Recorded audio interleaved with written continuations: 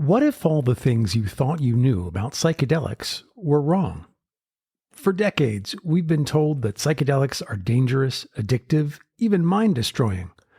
But how would your outlook shift if you discovered that these very substances are now being used, quite successfully, to heal trauma, ease anxiety, and help people reclaim their lives?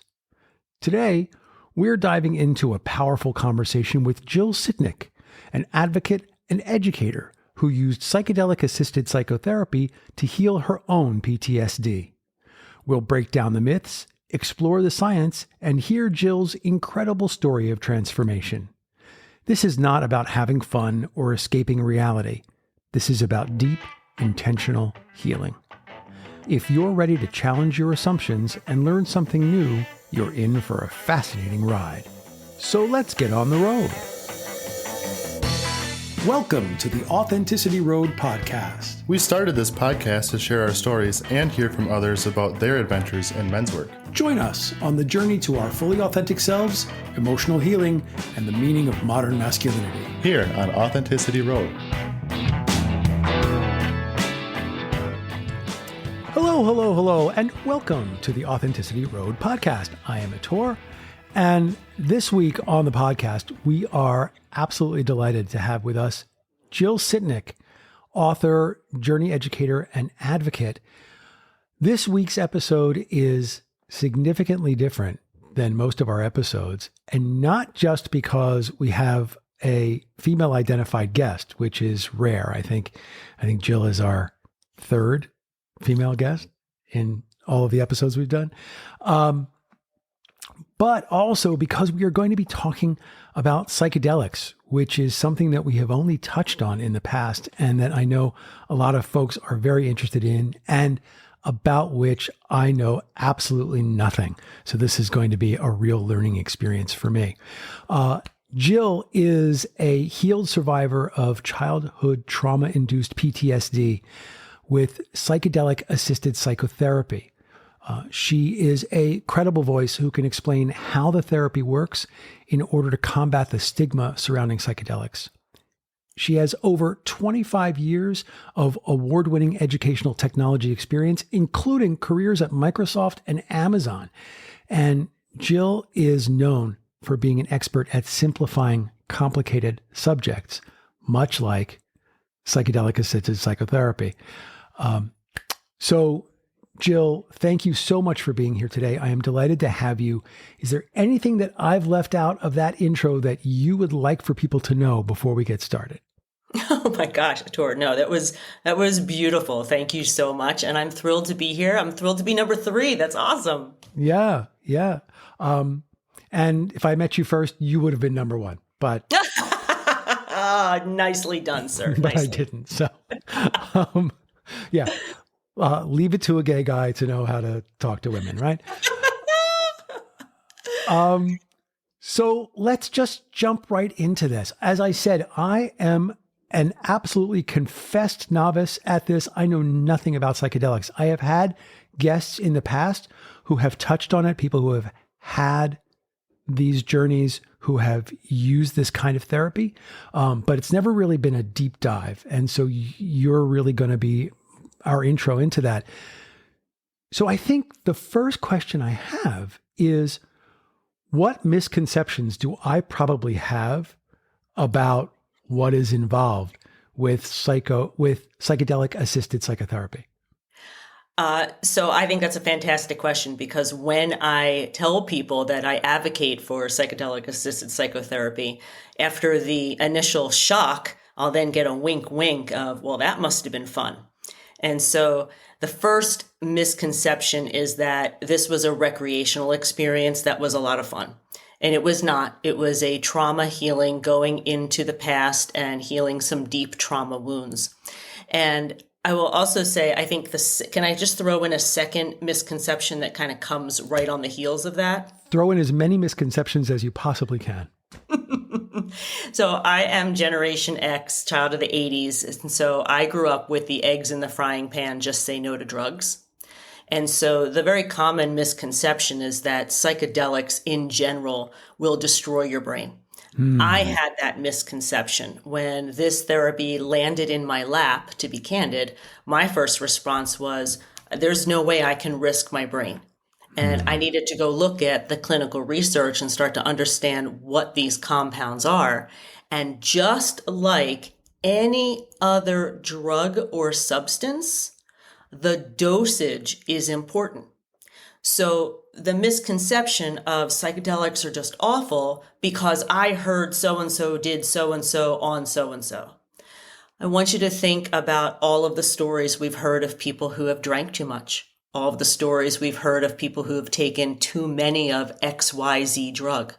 The dosage is super important. Whatever else you have in your system is super important. Every single consideration you would have with any other prescription medication is exactly how you should look at psychedelics. And when you look at psychedelics through that lens, they suddenly become medications that the FDA has approved with, let me rephrase that. The FDA has given breakthrough designation status to psilocybin magic mushrooms, MDMA, or the street name ecstasy, Molly, and even LSD. So we have companies understanding that these drugs that people of my generation had a misconception are just completely awful. They're actually not. So there you go. Thank you for letting me get the two misconceptions out. Yeah. Any other misconceptions that come up as you're thinking of this? I think the third misconception that I find is that every psychedelic, because it's called a psychedelic, that it all works the same. And that can't be further than the truth. So MDMA, for instance, or what folks know on the street as ecstasy or Molly, it's a heart opener. It is an empathogen. For trauma victims, it makes our body relaxed. It calms down the amygdala, which is the fire alarm in our brain. It makes us more compassionate. It's a beautiful medication for dealing with trauma. It does not produce hallucinations. Psilocybin, on the other hand, a low dose of psilocybin where you can still carry on a conversation can increase neuroplasticity like crazy so that you can start to change your mind and start to change your behaviors.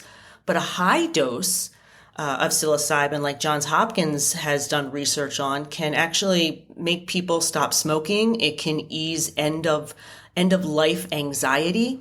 So dosage counts because that's a very different experience, even with that psychedelic at a high dose versus a low dose. So they work differently. I've worked with MDMA, psilocybin, 5-MeO-DMT, also known as Bufo, regular DMT, iboga, and I have done presentations talking about how those different compounds, all labeled psychedelics, actually worked differently to heal trauma. So that's the third one. Wow. Okay. Well, thank you. Thank you very much for that. I love hearing that. I love hearing these misconceptions because it does go to the root of some of my biases, some of the things that maybe I thought going in. You know, I recognize that these substances have therapeutic value, and yet there always seems to be this air of judgment about this being a recreational experience. You know, you hear about folks, you know, I'm going to the desert to have an ayahuasca journey, or you know, whatever.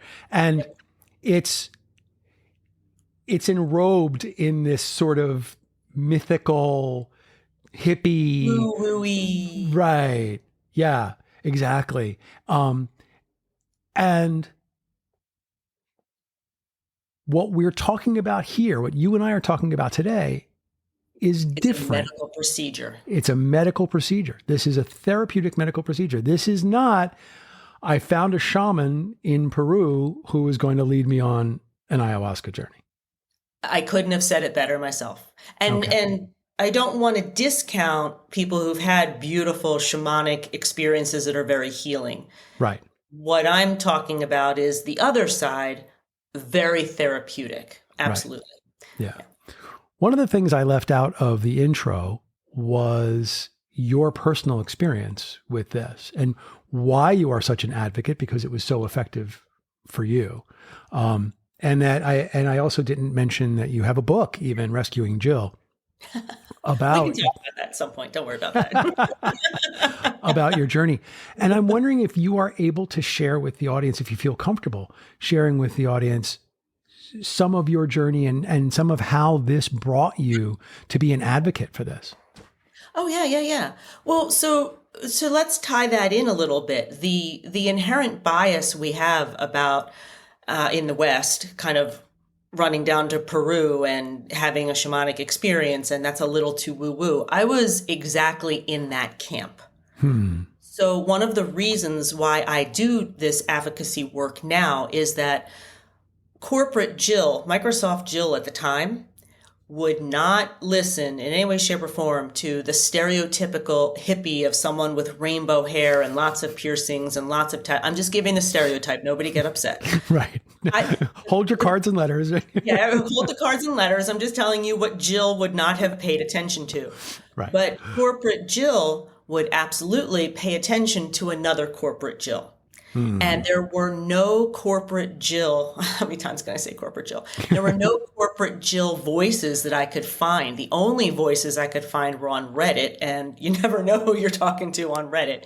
And so I thought it was really important, because this therapy worked, because I was privileged enough to be able to afford it, and because it literally fell in my lap, and it's underground.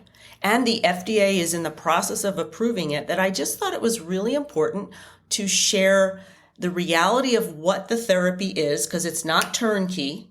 And it's also not nearly as dangerous as what any headline is going to make you think. So I hope I kind of cleared up why I have been doing this. Absolutely. My story is that I lost my partner of over 20 years, Carl. I lost Carl. And about 18 months after his passing, I wound up having a panic attack from a work email that was like a level 1, but my body flipped out. My body felt like I was going to be poor in a month. And my mind, my frontal cortex, my mind knew that couldn't possibly happen. But my body, imagine the thing that you're most scared of, heights or talking in front of people or spiders. That physical sensation, that's very much like a panic attack. I started to have this panic attack and it would not go away. I wound up going back to my therapist who had helped me with my grief work. And we started talking about these physical symptoms. For the first time, I started talking about my childhood, which included a domestic abuse father, a clinically depressed mother who attempted suicide multiple times throughout her life, food insecurity, housing insecurity. It wasn't, again, Generation X. I didn't have a great childhood, but I knew a lot of people had it worse. So I had never addressed my childhood. So all of a sudden, we're linking in my therapy sessions my physical symptoms, my tight back, my upset stomach, my headache. And I start thinking about these childhood memories. And my therapist, I don't think her eyebrows could have gotten higher when I was starting to tell stories of like seeing my mother after she shot herself, or, my father throwing me outside in the winter for a couple of hours. These were just my stories. Right. So after a couple of months of talk therapy, and at the time I was on a Wellbutrin prescription, primarily because of the grief, I was not getting better. And my therapist at the time was training. This is how it fell into my lap. My therapist was training to become a psychedelic-assisted psychotherapist. And she had me read the book, The Body Keeps the Score by Vanderkolk, which explained what trauma is. Anybody out there who has gone through anything harsh in life, it's a mandatory read in my mind. It's literally, I didn't believe my therapist when she's like, "You've got PTSD." I'm like, "No, have you met me? Come on." It's what taught me what trauma is. And then she took me over to maps.org, maps.org. And this is a mouthful. That's the Multidisciplinary Association for Psychedelic Studies. Those are the folks who got the FDA breakthrough designation for MDMA for PTSD and have been running the clinical trials. At the time, because this is a couple of years ago now, at the time they were at the phase 2 trial, and on average, 2/3 of the participants in the trials after 3 sessions with MDMA no longer qualified for a PTSD diagnosis. So it was a combination of reading that trauma book, looking at the clinical data, and trusting my therapist who had been helping me with my grief that ultimately allowed me to make the decision to trust this process and start the therapy. Wow. That's quite a story. Now, you yourself are not a licensed psychotherapist. No. Correct. I was a patient. Right. But even now, you haven't said, oh, this worked so well for me that I'm going to go out and become a psychotherapist. Well, no, but I am in third wave psychedelic coaching program, so I'll be doing psychedelic coaching. Excellent. That's more my speed than therapy. Okay. Yeah.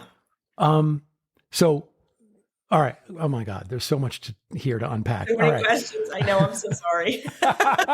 Usually people want to know what the therapy's like, if that helps. Well, no. We'll get there. We will get there. Okay. I want to step back. I just want to say a couple of things. Okay. One is that experiencing our emotions in our physical body is something that is very near and dear to me and the folks who listen to this podcast. This is somatic experiencing is kind of the basic building block of what it is that we do and what it is that we believe in and all of that. Or at least it is for me and the folks that I've learned from and hang around with. I'm sure there are listeners here who have never heard of it before. But I will tell you that when I was first presented with the notion that I could experience my emotions as physical sensations, I called bullshit. Me too. Oh my gosh, that's so funny. I was like, what? Yeah. Yes.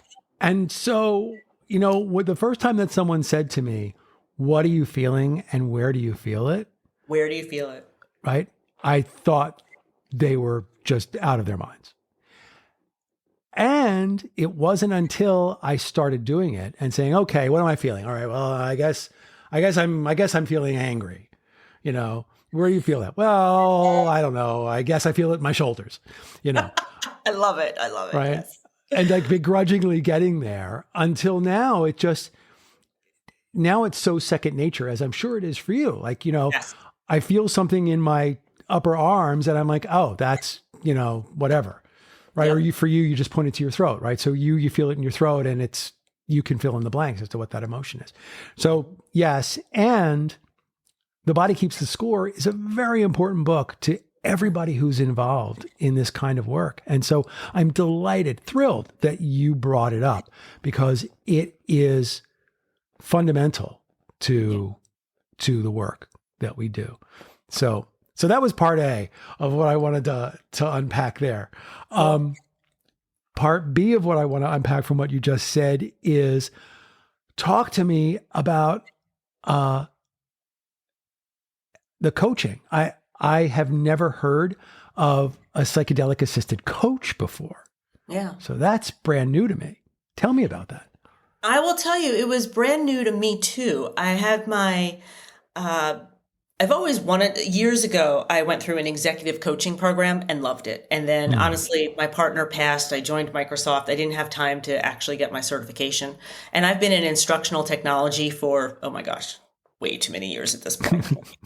I'll just say child of the 80s. That's all we need to hear for the audience. Well, here I was going to say, you're only 29. So yeah, of course. Yes, I'm only 29. Yeah, let's go. How long with could it have been? Let's go with that. So I'm in a great situation right now that I was able to leave my corporate job, do this advocacy full time. And when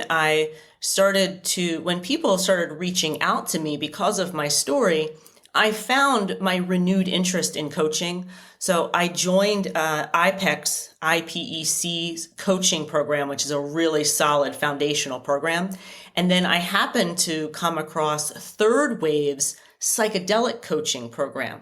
And so the IPEC program is very much the foundational, how you actually coach, the open-ended questions, the validations, the energy, the pacing of a session, the pacing of a multi-month goal-oriented forward thinking versus therapy is more backward leaning, more forward leaning. The Third Wave program is delightful in that the absolute focus on the different medicines, because what psychedelics allow you to do is open up brain neuroplasticity. Michael Pollan's How to Change Your Mind book was titled because psychedelics allow you to change your mind. They allow you to heal trauma. They allow you to, like the ski slope that has, grooves in it. They allow you to kind of plow over those grooves and start thinking different ways. And so what the Third Wave program talks about is maybe your clients want to do a macro dose, like a decent therapeutic-ish dose maybe, but then to supplement with microdosing to keep that neuroplasticity window open longer to affect behavior changes. And I'm finding it fascinating. I've explored microdosing with at least two substances right now. One to definitely combat, this will tell you I'm not 29, but one of them definitely to combat the perimenopause brain fog. So it's an area that we have a lot of citizen science going on right now. You're not finding a lot of research about it, but I'm finding it fascinating. As someone who has used psychedelics to heal trauma, I understand the neuroplasticity value, and kind of keeping that window open a little bit to change patterns in a coaching environment, I'm finding fascinating. Wow. I love the sound of this, because one of the challenges that I have as a coach is that sometimes, and I call it the comfy sweater phenomenon, and that is that people get so entrenched in their trauma that it's almost like a comfy sweater. I know this trauma. I know how it feels. Maybe I don't like it. Like maybe it's kind of lumpy and got some holes in it, but it's my sweater. And I know how it feels, and I know how it works, and I don't want to get rid of it. Right? What if I lose this trauma and I find 1,000% something else, right? So it's this reluctance, this resistance towards moving forward, towards letting go of those things. I can't tell you how many folks just don't want to let go. And so this idea that creating neuroplasticity allows people to change how they look at what has happened to them and the traumas that they carry. Brilliant. Yeah. Brilliant. Yeah. You might have just convinced me to go down this rabbit hole and I actually start learning about it. It's funny you say this. Now I've got two things. So I made a little workbook for people. I went on a couple of psychedelic tourism retreats, and I saw people get super disappointed in their results because they hadn't put the work in. And resistance is part of every single journey. And I use the word journey for psychedelics therapeutically or coaching versus recreationally trip. Resistance is part of it all because we don't know what's on the other side. So I always tell people, I was kind of warn them, you're going to resist. It could be anger against me. It could be anger against yourself. It could be fear, whatever it is, there's going to be some sort of resistance. So let's be prepared for that. And then there was another part of that you were talking about, the letting go, the neuroplasticity part. You know what? I forgot the other side. The resistance was important, though. It's important to validate that everyone's going to feel that resistance. The going down the rabbit hole? Was that? There was another part, but you know what? Yeah. All right. Well, if you know what, if it comes back to you, it'll come back. It'll come back. And if it doesn't, it wasn't meant to be. All good. I know what it was. It was. Good. I explained, it's funny because in the program, that I'm in, I actually explained to a couple of folks the concept of reparenting and the concept of IFS. Mm-hmm. And it is so delightful to see how people react to that information when it's new to them.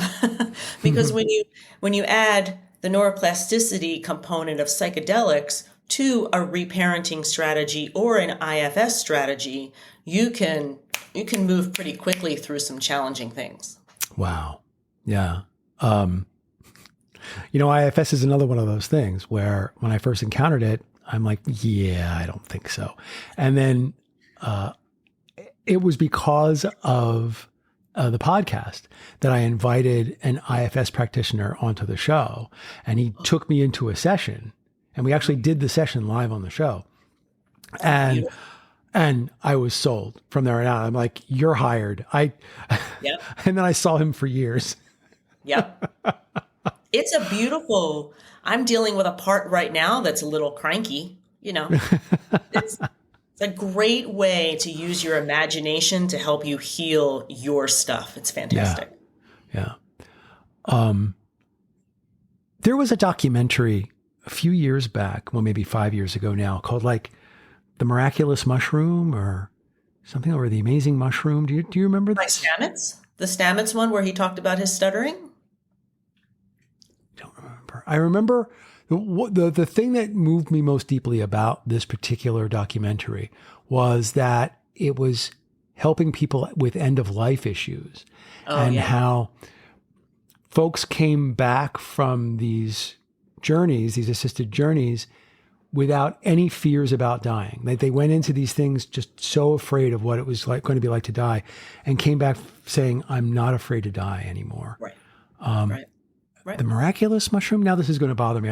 I probably should have looked it up before we started the show. But I can talk about that component if you'd like. Yeah. Well, we'll get back to that, because what I want to go before that is something that you brought up, and that is, you said the next question most people have is, what does the process look like? So, Jill, what does the process look like? Well, I'm so glad you asked. So I have a feeling you've talked about this before. I have. Well, it's the most common question because of all of the stereotypes we have about drugs. People are like, just go on behind an alley. Do you go home? Like, how does it work? So here's what I say to folks. I want you to think about any other medical procedure like a surgery. You have your preparation time, you have the day of the surgery, and then you have your healing time.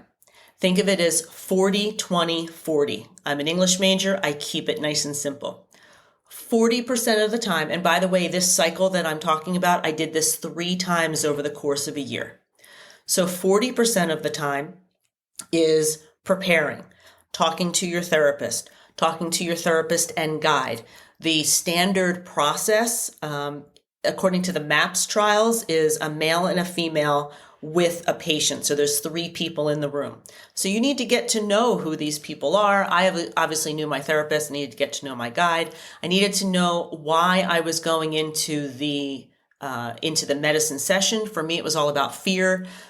I'll give you the spoiler alert. As a toddler, I was beaten by my father pretty regularly. Toddlers can't understand that their caregivers aren't caregivers. I internalized, there's something wrong with me. The universe is against me. Boom. Took me a year to be able to figure that out, because I went into this as the universe is against me. I'm not allowed to be happy. I'm not allowed to live. I'm constantly scared. So fear was the primary. How do I stop being so scared? So that was my primary intention. Then the day you go to a place that is hopefully decorated beautifully. It should not be a sterile hospital room. Okay. My journey room had multiple seating areas, a beautiful mattress on the floor with piled high blankets and pillows, which I love because I'm a cuddler. I was allowed to bring anything I wanted, my fluffy socks, my sweatshirt, my eye mask, any food that I wanted, because you fast going into it. So when you start to come out of the enhanced state, which can be 5 to 8 hours, you're going to be hungry. So you bring what you want. And so it was a lovely room with beautiful tapestries and just, it was one of the, I wrote in the book, it was like the kind of room that when you come in from the snow and the house smells like chocolate chip cookies, like that's the feeling of the journey room, because set and Cozy. setting is super important. So Right. like a stark hospital room with like beeping, ugh. Anyway, so 5 to 8 hours of the actual experience working with two professionals. They are primarily empathetic witnesses. They only push back or do traditional therapy when they hear something dangerous coming out of a patient's mouth. I don't deserve to be here. I shouldn't have been born. That's the only time they do a little bit of pushing back. The rest of the time, for a trauma patient, this is not a coaching session, for a trauma patient, it's allowing the trauma patient to, for the first time, have their body calm. And I'm putting my hands on my shoulders because I think my shoulders were up to my neck my entire life. First time, my body was calm, my amygdala was calm, and I was able to tell two people that I was 1,000% sure that if my father was in the room, he'd be trying to kill me. And they didn't push back against that. Their role when someone is dealing with that trauma is to simply witness it, hear it. Right. So you have 5 to 8 hours alternating with me talking and then me laying down, putting my eye mask on, and it's all patient driven. It's all patient driven. And then the days, weeks, and sometimes in my case, months after it, think of like the physical therapy after a surgery. In psychedelics, it's called integration, because what would happen, this is the healing part. This is what you're going to find really cool. Almost memory by memory. I would have a memory of my childhood kind of float up into my brain. Like, we're taking a shower and you get an idea, you're taking a walk. Like, that's how it was. Like old childhood memories that I hadn't thought about in like 20 years. Right. They would kind of pop up.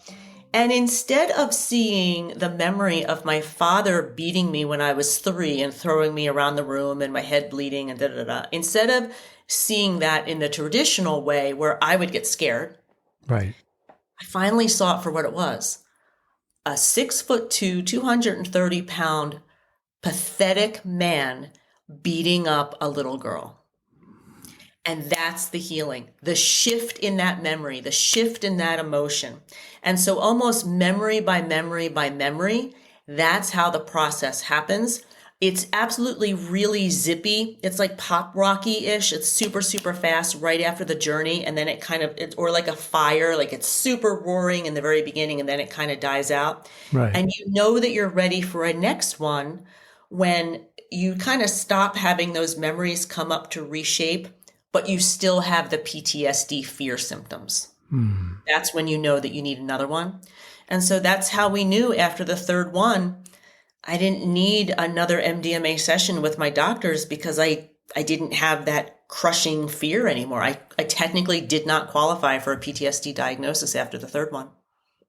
Just like all those other people you said. Yeah.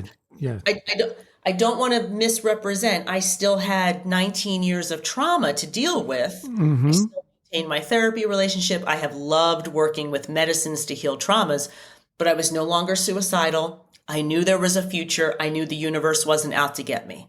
Major. There was the ability to feel joy. And so, it's a big thing. So your therapy was using MDMA. Yes.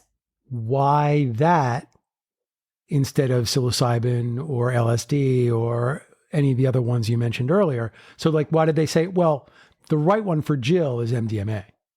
I think that's a beautiful question, because what's happening is you're seeing these broad claims that everything heals PTSD, mushrooms, LSD, bufo. And so what I think is really important to understand is that, and this is my opinion, I don't think we have research on this yet. Okay.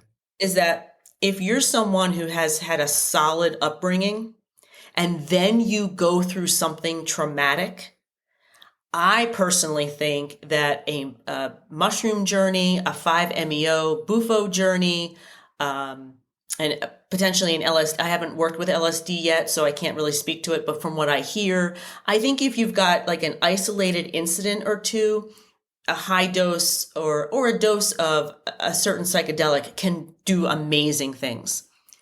MDMA is a beautiful medicine for long-held trauma. Think of it almost like as a complex PTSD kind of medication. And I'll explain that. I was so scared. I would not have done well with a mushroom journey that first time around because I would not have been able to control it. And as a trauma patient, as a trauma victim, my whole life was about control. MDMA allowed me to have enough, and I know this because we voice recorded them. And I say that to everybody, if you're going into an MDMA therapeutic journey, voice record it because you'll only remember like 45 minutes. And it's amazing what your subconscious says. And so I know just how scared I was, and MDMA allowed my body to calm down enough. And years later, after my therapy, after having fun exploring other psychedelics, I actually had an emotional flashback to my partner's passing the night he passed. Something happened in my life that kind of triggered this panic attack again about my partner's passing.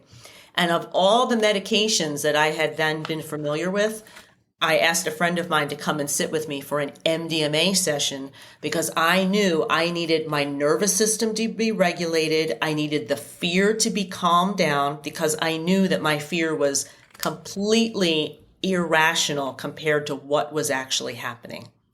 So in my opinion, if you've got if you've got a foundational base of trauma, MDMA is beautiful. If you've got, a horrific car accident and you can't get into the car again, maybe a psilocybin journey is really all you need. Does that make sense? It totally makes sense. Yeah, absolutely. The name of the movie, by the way, was Fantastic Fungi. Oh, nicely done. Nicely done. Yeah. That's the movie I was thinking of. And it was, if you haven't seen it, I highly recommend it. Is that the one where he talks about the stuttering? Where he talks about going up into the tree and it fixes stuttering? No, I'm not sure. It may be. It's been so long now since I've seen it because it was 6 or 7 years ago that I don't remember everything about it. I just remember that one bit. So you touched on something that I want to go back to. I had sort of bookmarked it in my head, and that is you had mentioned that they will sort of leave you alone unless you start going someplace really negative, in which case they'll push back a little bit. And I recognize that therapeutic use of psychedelics is different than recreational use. But the way that people can have a bad trip when using it recreationally, is there such a thing as a bad trip when using it therapeutically? Oh, absolutely. Yeah, let's define bad trip. Yes. Okay. Yes. So from what I've heard, I have not been in that situation. Knock on wood. I'm knocking on my head. Knock on wood. I do a lot of preparation before a therapeutic. I have really found value in preparing because I'm very goal oriented. I mean, that's really what it comes down to. I don't want to waste my time. Right. But what I have heard from anecdotal stories of other people in a therapeutic environment is that they might not feel safe enough. That even under, like, the very first MDMA journey therapeutically is really about safety. It's about the client or the patient trusting that their subconscious can actually be trusted with the adults that are in the room. And there are situations where those young inner children are so terrified from what happened in real life that even that little bit of opening to trust in that kind of very vulnerable environment, it freaks them out. And I've heard from people, they just shut it down. They just shut it down. They just stopped responding. They shut it down. They went quiet for like 4 hours. And they probably felt really scared because it takes you back to your subconscious when you were a little kid and you were terrified. And so in that, technically, people would say that's a bad trip. Mm-hmm. Therapists would say that's the first step. Okay, what did we then learn? We learned we need to go a little slower. Those inner children need more trust. As opposed to taking two steps at a time, we take a half step at a time. So that's very different therapeutically. A bad trip therapeutically is usually rooted in horrific trauma. Makes complete sense. I mean, as you're saying it, I'm going, yeah, that makes total sense. Yeah. Which is why if you're doing it therapeutically, really make sure you're with some professionals, because if you're dealing with some dark stuff and you're not with somebody who's trained, it might scare you even more. Right. I'm not going to ask you to advocate for something that might be illegal in certain places, but I already do. Is there value in recreational use of psychedelics? Or should it really only be used in the presence of a therapist? You know what? I actually think when you talk to some people who aren't, I think a lot of people start their journey of self-discovery through recreational mushrooms. They're like, I did some shrooms with some friends, and then I went and I took a walk in the woods, and I had some amazing insights, and then kind of start to realize what the medication is. Number one. Number two, I don't think there's any harm in the idea that healing can actually be partially enjoyable. We have this kind of westernized version of medicine that it always has to be hard to take. It's got to be a big pill. It's got to taste awful. Some people are talking about how dare we actually have hallucinations in a mushroom journey when you're trying to heal smoking, because that's a kind of a cool thing that happens and that shouldn't be part of the process. Like, I don't really know if I see that. Like, what's the big deal if part of the journey is actually enjoyable while you're healing an addiction? My only concern with recreational use is safety and dosage, environment and dosage. With MDMA, when every single weekend at the clubs, people are using MDMA, and yet we don't have hundreds of thousands of people showing up in emergency rooms. You have occasional people getting overheated. People don't realize MDMA is a stimulant. So if you've got a heart issue, don't take it. And what's often not talked about is that if you or your family have any sort of history of a phobia or especially schizophrenia, stay away from psychedelics and marijuana. So like, as long as you kind of screen yourself and you're taking appropriate doses and you're with people that you trust, to me, it's very similar to having a couple of beers on a Friday or Saturday night. Mm-hmm. Mm-hmm. Yeah. I mean, if you really think about it, now you got me talking. Watch out. If you really think about it, Schedule I drugs are defined as drugs that have addictive tendencies and show no medical value, right? Why the heck are cigarettes and alcohol not Schedule I drugs? They're both addictive, and neither one of them have any sort of health benefit. And yet, MDMA and mushrooms absolutely have anecdotal evidence, clinical trial evidence more recently, and yet they're still Schedule I. Right. Well, because there's no psychedelics lobby in Washington. That's exactly right. You nailed it right on the head. We're not an anti-drug society. We're the drug that has the biggest lobby society. Yeah. Who is this right for? MDMA therapy? Any psychedelic-assisted psychotherapy. Who's the right patient for this? Like, who's the indicated patient for this? Well, as of right now, according to the clinical trial data, MDMA for PTSD, and they are looking at MDMA for anxiety and depression in some other clinical studies. For depression, the Johns Hopkins work for depression in terms of psilocybin, they're doing some tremendous work. Treatment-resistant depression especially, they're doing some amazing work. depression, anxiety. I just signed up for a meeting, I think this Wednesday, as a matter of fact, about chronic pain and psilocybin, which I think is very, very interesting. So, like, if neuroplasticity can change your brain, can it impact chronic pain, like the cluster headaches? There's a lot of anecdotal evidence right now about cluster headaches and psilocybin.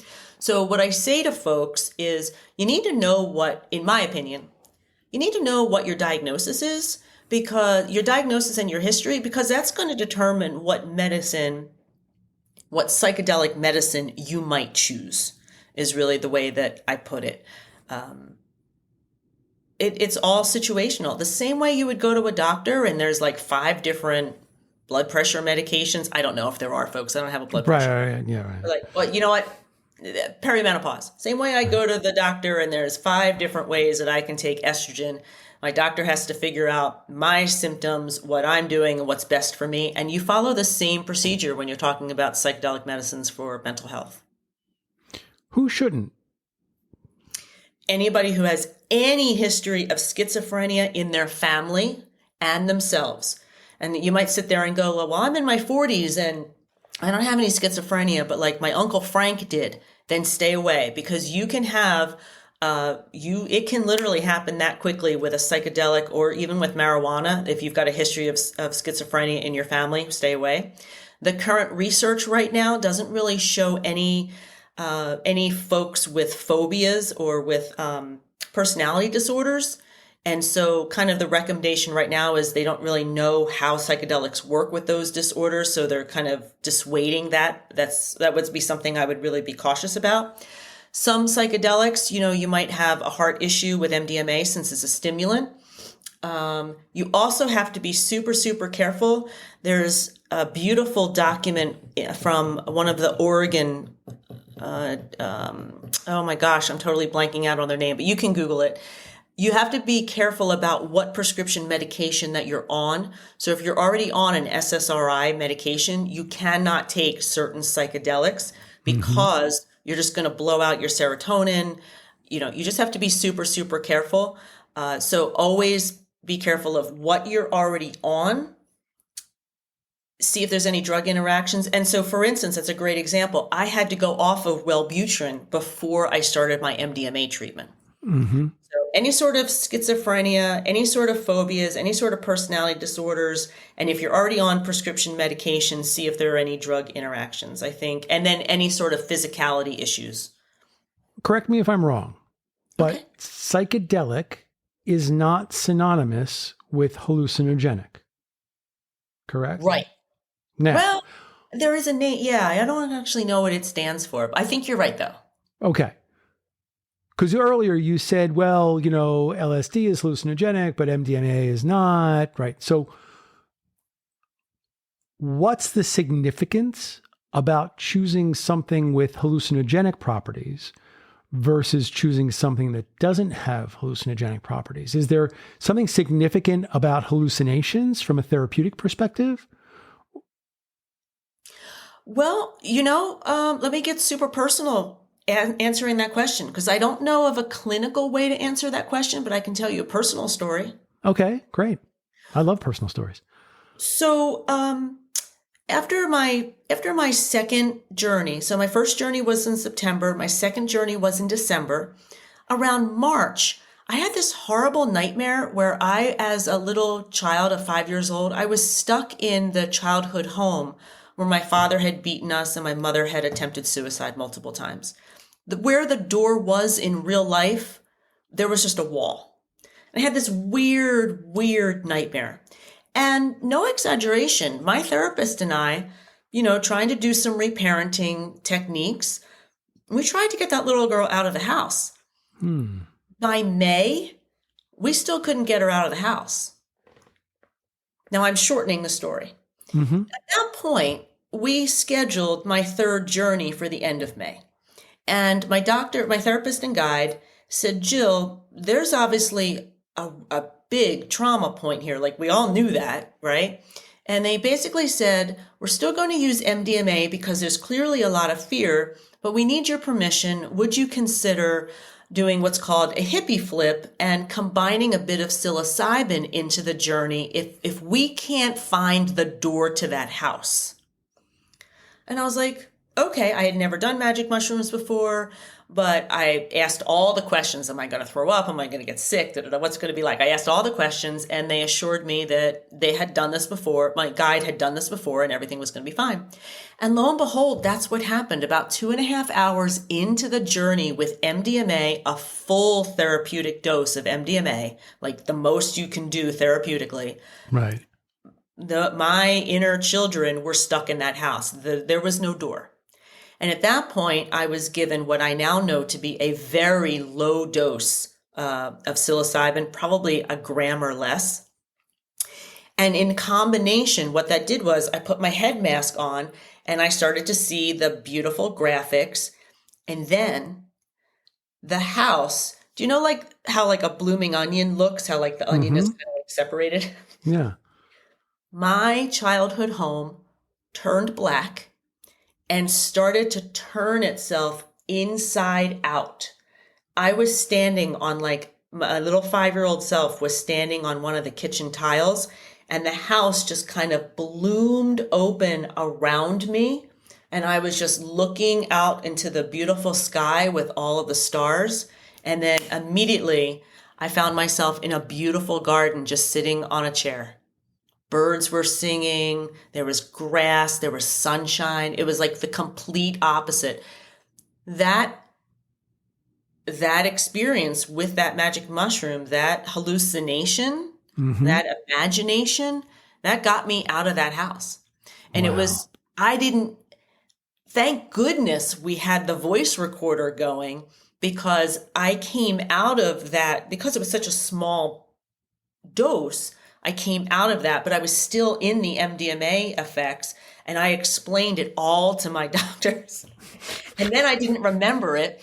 And so after I came out of the enhanced state, I remember we were walking outside. My doctors like to do some grounding. And I was like, so did we do it? Did we get the little girl? Did we get Jill out of the house? And they're like, oh yeah, we're good.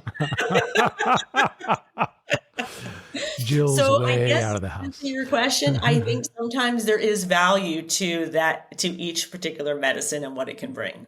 Okay. I guess part of the question I have is, what does it feel like?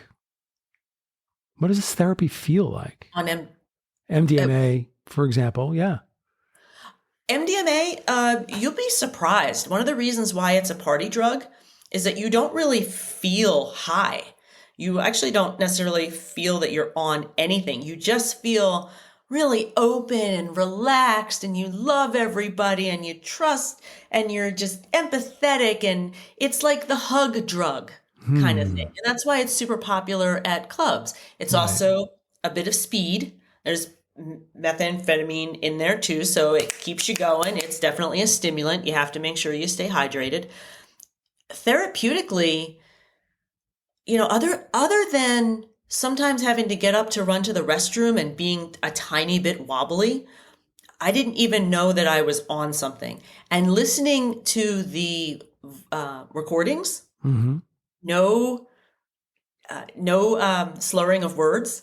It wasn't like it was, I either answered the question as clearly as I'm speaking to you now, or if I didn't want to answer, I just didn't answer. No lying.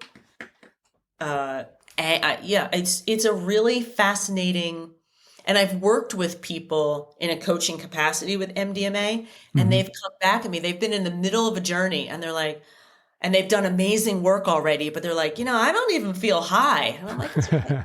We're good. We're good. Good for you, honey. And I'm then glad you don't feel high, but yeah. And then they have like an amazing insight about their father, you know, or, you know. Yeah. So there's kind of I'm hearing a little bit of a contradiction there, because on the one hand, you're feeling like you weren't even aware that you were using a drug. At the same time, you're also glad that you had the voice recorder, because you only remember about 45 minutes of the many hours of the session. Yeah, so, 5 to 8 hours. Yeah. Yeah. So two things can be true at once. On the one hand, I don't feel like I'm drugged at all. And on the other hand, I don't remember any I of the things that was. happened. Yeah. Yes. I was Yeah. absolutely in an enhanced state.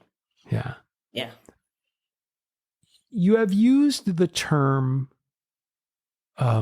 breakthrough therapy a number of Breakthrough times, designation. or breakthrough Yep. designation a number of times. As opposed to FDA approval, Yes. it's breakthrough therapy. So can you explain how you thread that needle? Yeah. So in 2017, the FDA gave MDMA therapy for PTSD breakthrough designation. Breakthrough designation, according to the FDA, means that there is no other drug on the market that produces results as quickly as the compound that they're looking at. And so that breakthrough designation, it's beautiful if it's a private company, because that means that their stock price is usually going to go up in a couple of years. Like, you want to look for breakthrough designation. There's actually a company, like I think 2 months ago, that got breakthrough designation for LSD. Like, that's a company to look at in terms of stuff like that, because it fast tracks that drug through the FDA process. That's the irony here. The FDA in August delayed approval, and they've been a part of this trial design, this therapy clinical process since I think before 2017. And yet we got all the way to the end, and there's been a couple of commentators, and one commentator said it feels like they moved the goalpost at the end of the game. It feels like there was like the last remaining kick and they moved the goalpost. I tend to think there was too much of a concern about MDMA. The FDA approves drugs. They don't approve therapy. Therapy is a licensure issue. And here you have a substance, MDMA, that by itself does not heal trauma. You have to maybe you can sit with it by yourself, but I know it works a heck of a lot better if you've got somebody sitting with you, being an empathetic witness or being a coach. It's not like a heart pill that you can take and suddenly your cholesterol goes down, or else we'd have a lot of ravers and kids with no trauma. And so there was a little bit of a red tape issue that, well, MDMA by itself doesn't produce these results. It's this combination. So I get that. I get the red tape issue. What I don't understand, and I think my frustration with the delay, is that they knew this. They knew this for years. So to have this suddenly be an issue, long story short, they asked for another clinical trial. Lykos Therapeutics, which is the offshoot of MAPS, has reorganized. They know they have people on staff now who understand the FDA process. I'm super optimistic. I just don't think Lykos will be the first one to get a psychedelic approved. Other companies are kind of hot on their heels with their psychedelic compounds. And they've learned their lesson. They're probably not going to use the word therapy in their applications. They're probably going to use integration or preparation or things of that sort. That's my guess. Right. How'd I do? Did I talk too much? I don't know if I explained it well enough. You explained it perfectly. Yes, okay. It was perfect. And there's no such thing as talking too much. You've got content to create here. If somebody's interested in doing this, do they have to find a therapist with a specific license? Is there a specific certification or licensure for this? Or does someone just say, I'm adding psychedelics to my therapeutic handbag? All right. So that's a phenomenal question. That's the other issue. So let me be super clear. My therapy was underground, which means my therapy was illegal. And I had zero problem talking about that because it works. Sometimes the only way to push against the establishment is to explain what you did. So what's interesting is that the underground didn't even blink at the FDA thing, because to their minds, the FDA thing, the cost, the amount of money that it's going to cost when this therapy gets actually approved, like in Australia, it's something like $20,000. So there's going to be a barrier even when it's approved. Whereas right now, the barrier is that this is all underground and you can't just Google psychedelic-assisted psychotherapist and find names because it's all underground. So if you are actually looking for this kind of treatment now, there's two ways. The first way is find a clinical trial. Go to clinicaltrials.gov, which is the repository of current and past clinical trials. You can filter by psychedelics. I would also put some Google alerts together, because what's happening is that you have private companies, and I always just mention Compass because I remember that's an easy name for me to remember, but there's a variety of different companies that are running their own clinical trials and looking for people, and even the MAPS website. So put a Google alert out, because you're not following every single company, and you're certainly not delving into their websites to find their trial information. So that's kind of the legal way to go about doing it. And of course, you risk that you're in the placebo group. Right. The other way to find people in the other ground is the very same way that you would become part of a community for anything else. Like, I literally just signed up for pickleball lessons. We'll see how that goes, like the pickleball community.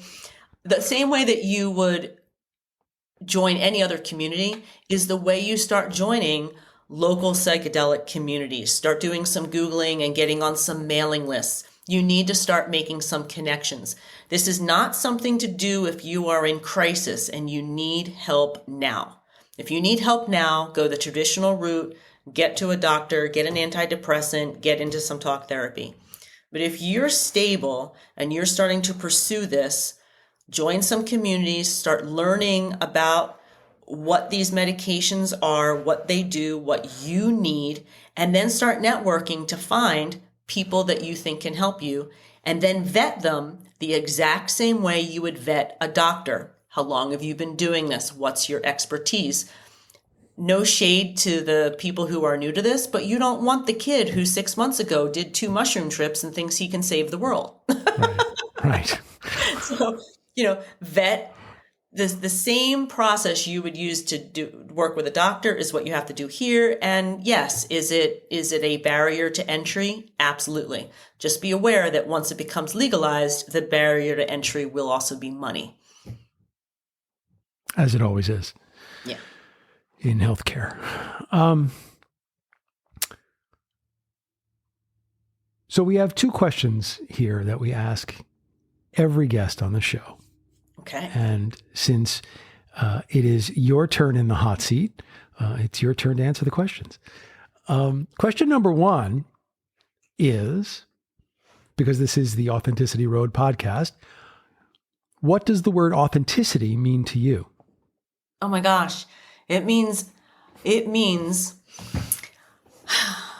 actually meant finding out who Jill was under the layers of trauma. Who was I? And I'm using the word past tense because I needed to learn who I was as a person growing up versus the scared child I was. So for me, being authentic is finally living the Jill life versus the life under the layers of trauma, which dictated my behavior and my satisfaction with life. Wow. Gorgeous. Gorgeous answer. Thank you. Question number 2, and this is your chance to freestyle, is, what is the question I didn't ask you that you wish I had asked you?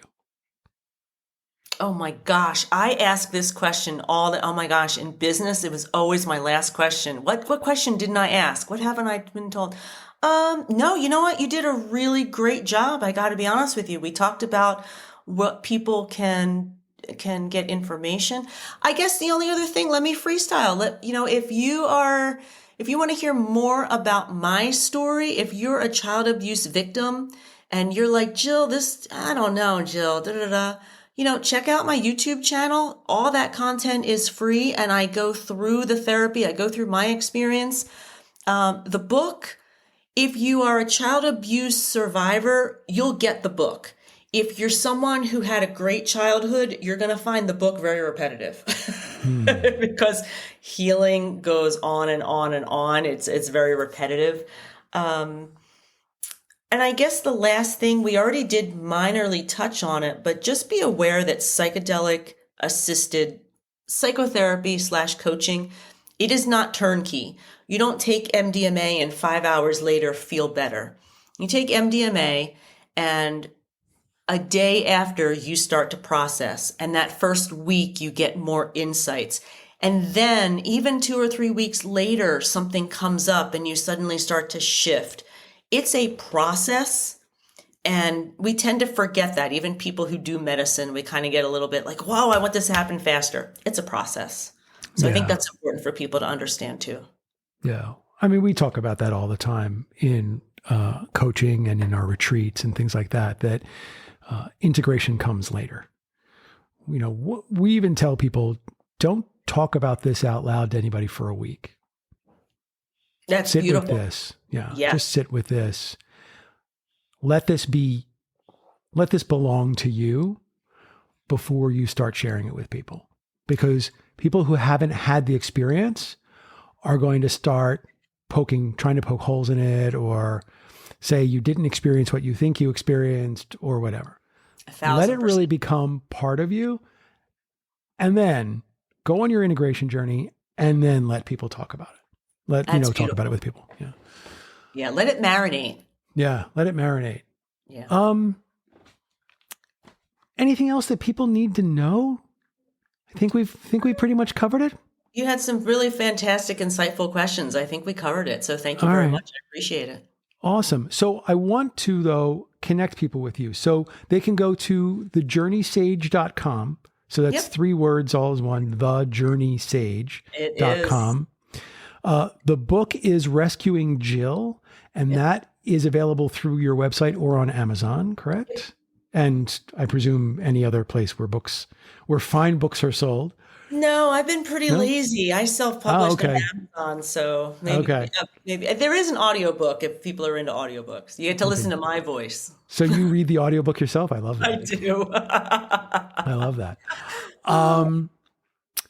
What other places should we point people? Your YouTube channel? I think obviously. YouTube is the best, because I'm actually going to be shifting some of my content. Most of my content up to this point has been primarily MDMA. But after the FDA ruling and the kind of questions I'm getting from people, I'm going to start expanding my content so people, exactly the questions you had. If you have a depression diagnosis, what do you do? If you don't have a depression diagnosis and you just want to get over a hump, what do you do? So to kind of answer those questions. So I think YouTube is where that content's going to land. And what's the name of your YouTube channel? The Journey Sage. The Journey Sage. Same thing. Yeah. Great. Same thing. And of course, as is always the case, these links will be in the show notes. So if you're listening and you want to access any of this, you can just check the show notes.